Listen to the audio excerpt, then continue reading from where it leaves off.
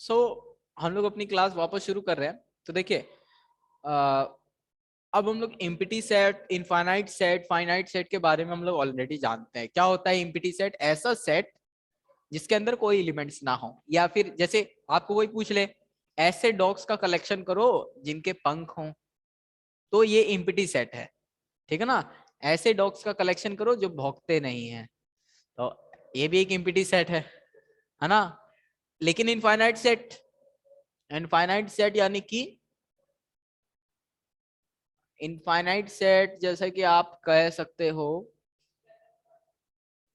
Set of all real numbers. ये तो numbers का है, रियल लाइफ से जो कनेक्ट हो जाए, जैसे कि set of all,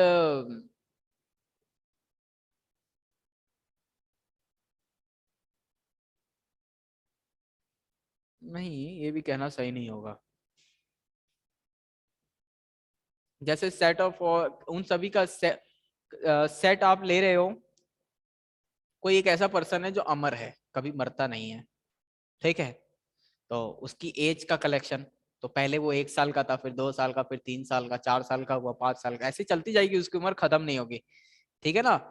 the life of earth, life of this universe हमेशा से था, हमेशा से है और हमेशा ही रहेगा, ये कभी खत्म नहीं होने वाला। तो ये सारे क्या है? इनफाइनाइट सेट है।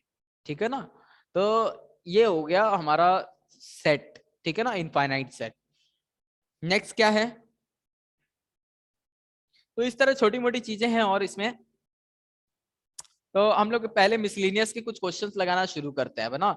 मिसलिनियस में तो पेज नंबर आप लोग 24 पर आ जाइए, उसमें एग्जाम्पल 28 देखिए।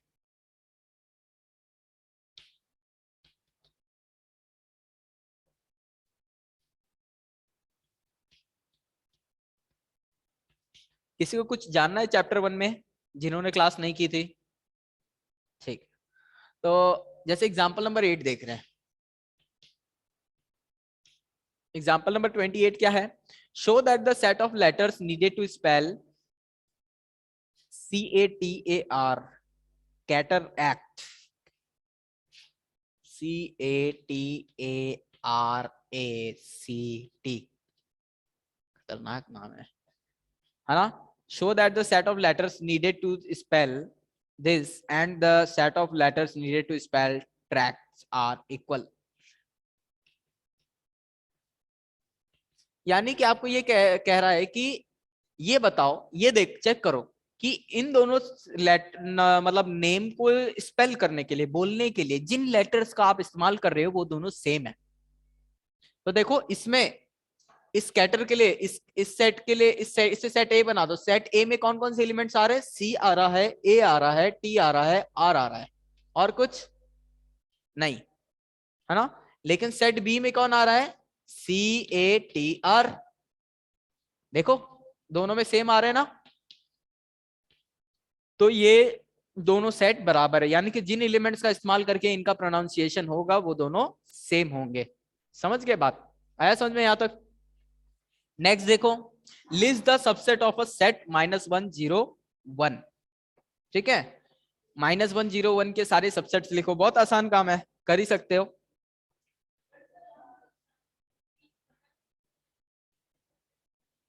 अच्छा, पता कैसे चलता है? बढ़िया क्वेश्चन है। देखो,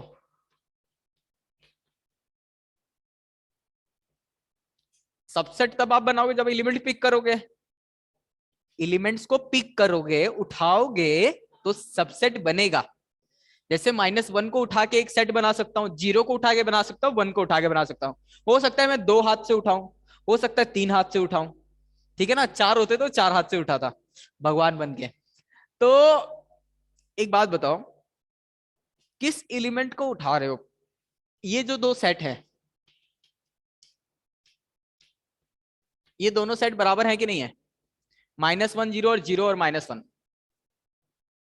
-1 और 0, क्या 0 -1 ये दोनों सेट बराबर हैं या नहीं है?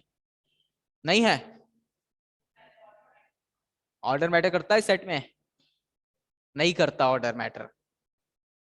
Set of all natural number लिखो तुम, तो उसमें 3 पहले लिखो, 2 बाद में लिखो, कुछ फर्क पड़ता है? नहीं पड़ता ना? तो ऑर्डर मैटर नहीं करता, यानी कि मैं इस हाथ से क्या उठा रहा हूं या इस हाथ से क्या उठा रहा हूं कोई फर्क नहीं पड़ता। तो जब मैं किसी को नहीं उठाऊंगा तो कौन सा सेट बनेगा? Five empty set. तीन एलिमेंट्स हैं, उनमें से किसी को नहीं उठाया। एक पहला केस, तीन एलिमेंट है उनमें से किसी एक को उठाया। तीन एलिमेंट है उनमें से किसी दो को उठाया, या तीन एलिमेंट है तीनों को उठाया। आपको पता चल गया 3C0 की वैल्यू कितनी होती है? 3। 3C1 की वैल्यू कितनी होती है? 3C0 की आपकी वैल्यू 1 होती है शायद। 3 factorial 0 factorial 3 minus 0 factorial 3 factorial 3 factorial cancel 1 आएगा आंसर। 3C1 की फैक्टोरियल कितनी आएगी? 3 फैक्टोरियल 1 फैक्टोरियल 3 माइनस 1 2 फैक्टोरियल। ऊपर से 3 बाहर आएगा, 2 फैक्टोरियल से 2 फैक्टर कैंसिल हो जाएगा, तो ये हो जाएगा 3। और 3C2 की वैल्यू कितनी आएगी? 3 आएगा इसका भी, ठीक है ना, सॉल्व करके देखना। और 3C3 की वैल्यू कितनी आएगी? 1। 1 plus 3 plus 3 3 plus 3 6 1 plus 1 total 8। Total 8 subsets बनेंगे इसके। कितने बनेंगे? बना के दिखाऊं ऑटो सबसेट्स, देखो। Set of all subsets. Oh, तो ये 8 कैसे बना पता है ना?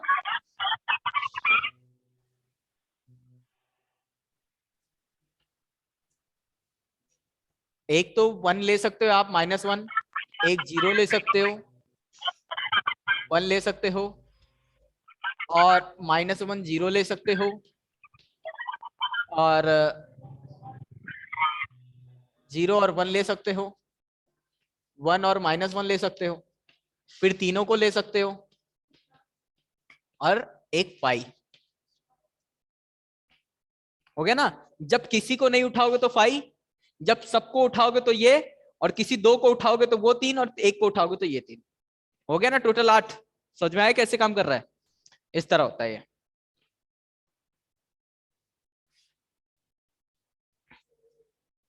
आया ना समझ में? और देखो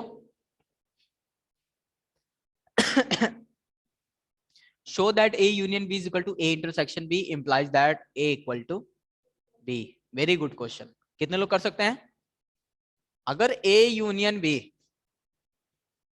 is equal to A intersection B है, तो हमें ये कहना है कि A किसके बराबर है?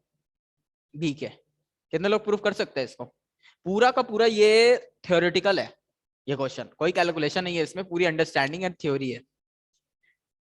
A यूनियन B का मतलब, A यूनियन का B का मतलब all those X such that x belongs to